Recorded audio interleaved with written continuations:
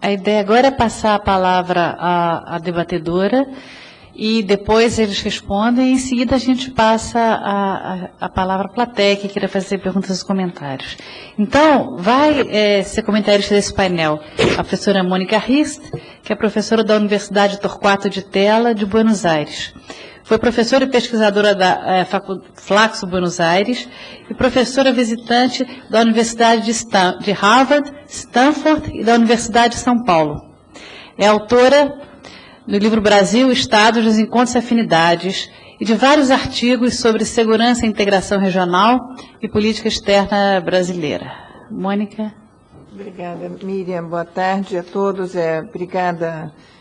Carlos e Letícia, pelo amável convite de estar aqui hoje. É sempre agradável estar com amigos e voltar à casa de origem.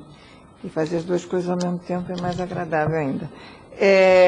O que eu queria fazer nesses comentários, eu não sei se eu vou conseguir, mas eu vou tentar, porque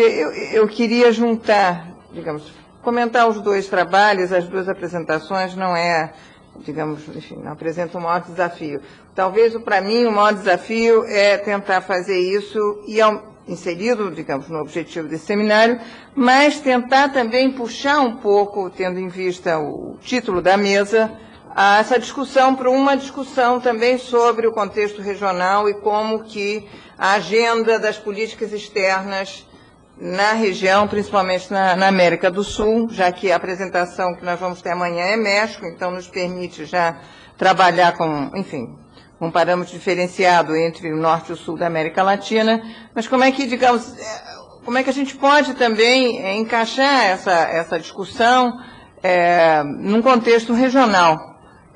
E, digamos, não é muito fácil fazer isso hoje em dia desde uma plataforma brasileira, apesar de que o Brasil, e como já foi dito aqui, tenha como, digamos, uma das suas prioridades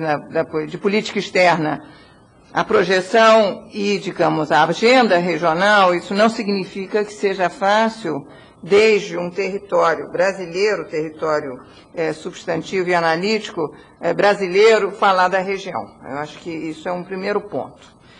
Mas antes de falar da região, eu queria brevissimamente retomar um ou dois pontos do que foi dito essa manhã, desde o norte, para também, digamos, incluir algum marco conceitual, metodológico nessa discussão e nos meus comentários. Bom, nós hoje de manhã terminamos, enfim, houve um momento onde apareceu a questão da irrelevância da região, como, enfim, produtora de interesse na literatura acadêmica, principalmente americana, em temas de política externa, em termos teóricos ou mais práticos, ou mais empíricos. Eu retomo esse ponto porque, justamente, eu acho que talvez, não é a única, mas talvez uma das razões que explicam essa irrelevância, além, enfim, da questão, digamos, de como aonde ela aparece, em que contexto, digamos, inclusive editorial, mas, enfim, tirando tudo isso, eu acho que digamos, a gente sabe que a região, ela é marcada pela sua irrelevância na agenda internacional e sempre foi,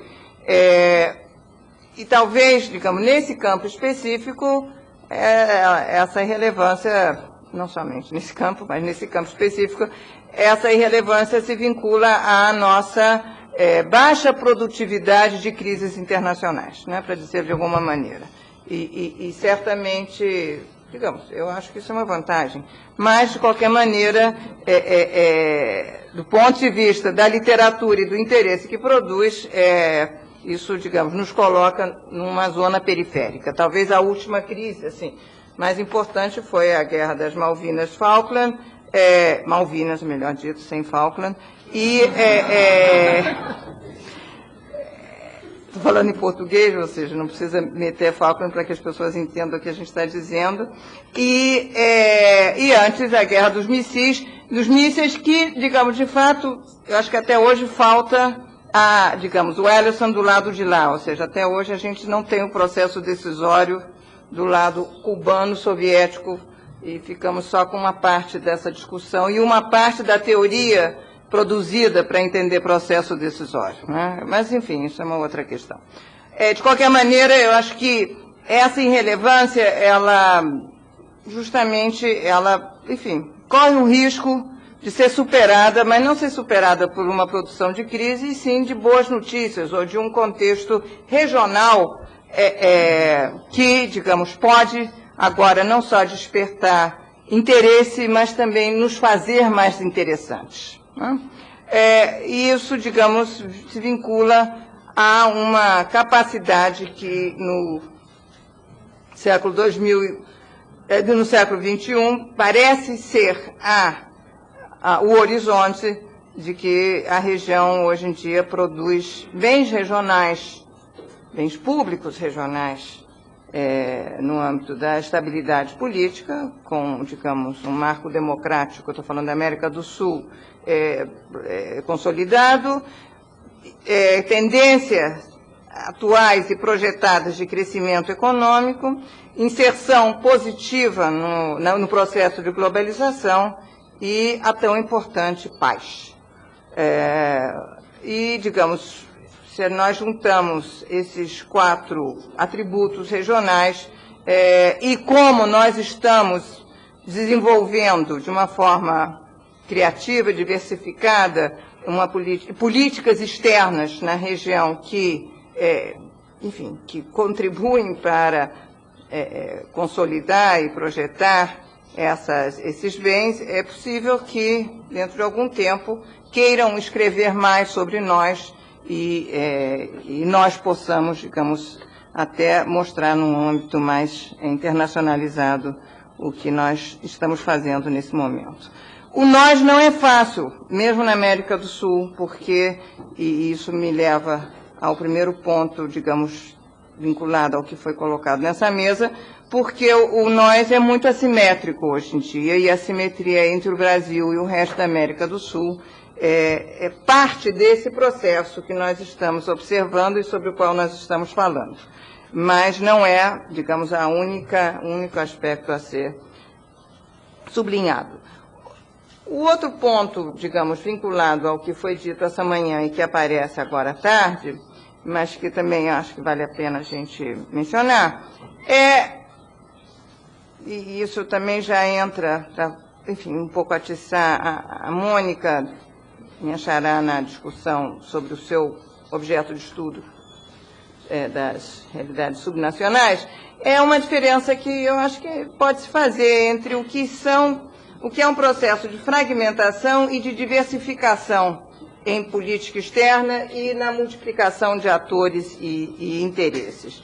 Eu tendo a pensar que fragmentação, digamos que quando nós falamos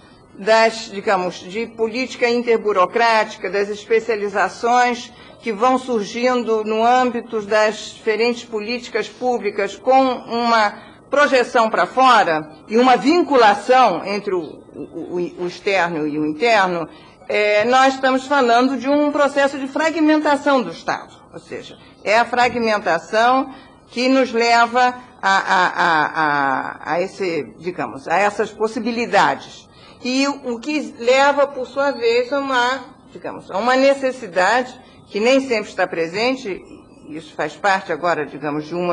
dos problemas de crescimento que nós temos, que é justamente a de coordenação, né? Então, uma coordenação interburocrática, isso no campo da cooperação internacional é muito claro, mas também no campo das relações econômico-comerciais, para dentro e para fora, ou seja, no campo de saúde, de políticas sociais. Então, nós temos aqui, mas tudo isso eu tendo a pensar que está vinculado a um processo de fragmentação. Já a diversificação, ela, digamos, toca no objeto da Mônica, que é justamente a ideia de que, além de você ter um Estado central com mais capacidade de especialização e, portanto, de produção de políticas externas localizadas, nós temos novos atores, entre eles os estados que agora assumem, estados, municípios, cidades, enfim, unidades públicas, ou seja, estamos falando de estado, mas estamos falando de um estado que aparece de uma forma muito mais diversificada. E, nesse caso, eu acho que a ideia de sistema é uma ideia boa, porque o sistema te cria essa possibilidade de trabalhar com o diverso, aonde a coordenação é impossível. Digamos, o Itamaraty, que quiser coordenar esse tecido, vai ficar exausto sem consegui-lo, porque realmente é um processo, digamos, marcado pela diversidade e não pela fragmentação. No caso da fragmentação, eu acho que a aspiração de algum tipo de controle, algum tipo, pelo menos, digamos, de coordenação e enfim, de algum verticalismo é talvez ainda mais plausível.